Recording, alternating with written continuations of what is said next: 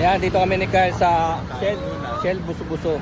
Papunta kami ron sa aming team building spot, Forest Hills, swimming pool. Ilampasan namin, kaya lang 8 o'clock pa kami doon eh. Kaya umakyat muna kami rin sa Shell Buso-Buso. Nakakita kami ng kutsita. Parang ano to, ang tawag dito sa English, parang sapin-sapin na ano. Tapos ito yung puto. Ito Taho, tofu with tapioca syrup.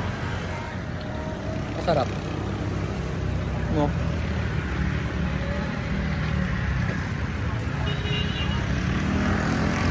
Ayun na, nagtatambayan na yung mga tao.